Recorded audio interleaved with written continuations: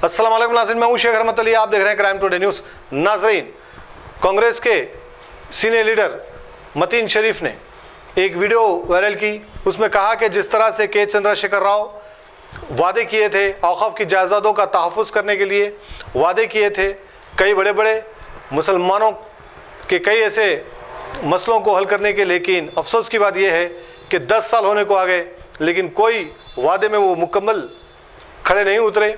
और बड़ी अफसोस की बात यह है कि हुसैन शाह वली दरगाह की जो ज़मीन है, उस ज़मीन में KCR पर ये इल्ज़ाम लगाया गया कि KCR वक्फ बोर्ड और जो भी लड़ रहे थे, हालांकि पूरा केस वक्फ बोर्ड के अंडर में आ गया था और जीतने वाले थे, वहाँ पर इनको खामोश बिठाया गया और गवर्नमेंट के वकीलों को खड़ा करके वो ज़मीन गवर्नमेंट में ले ली है। ये बहुत बड़ा इल्ज़ाम है। अगर इसमें सच्चाई है तो यकीनन के चंद्रशेखर राव आने वाले टाइम में मुसलमानों के लिए ख़तरा बन सकते हैं। क्या ये सारी सच्चाई?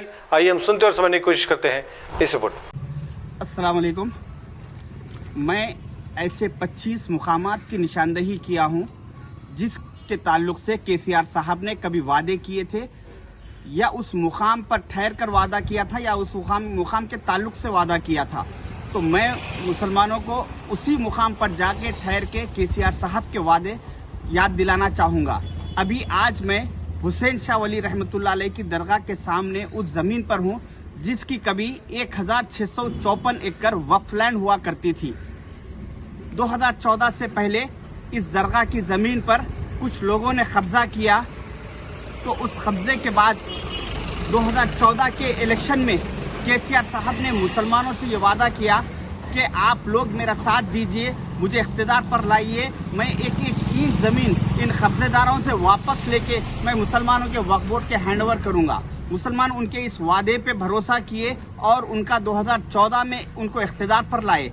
इख्तिदार पर आने के बाद 2014 के बाद जब इस दरगाह की ज़मीन का केस सुप्रीम कोर्ट में चल रहा था, वक्फ बोर्ड वो केस जीतने के मौकूफ में आ चुका था। उस वक्त KCR साहब ने इस केस में एंट्री ली और कहा कि ये ज़मीन तेलंगाना गवर्नमेंट की है बल्कि वक्फ बोर्ड की नहीं होती।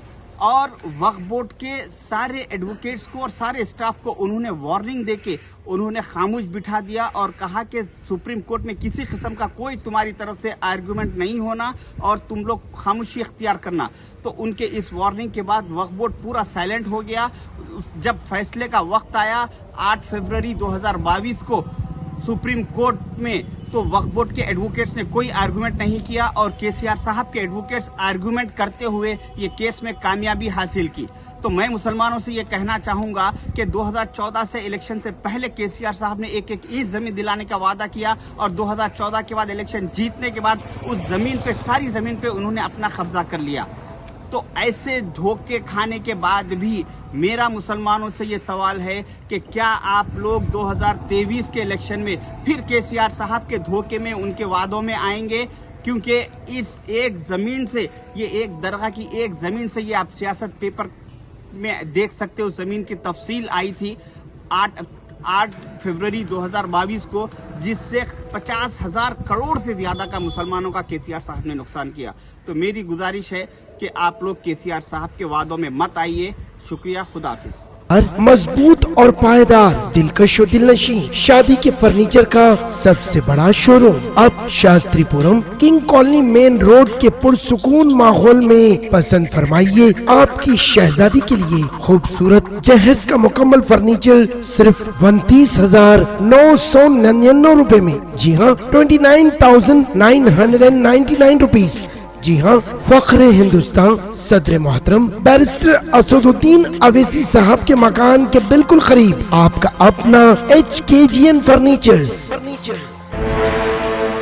9618650827।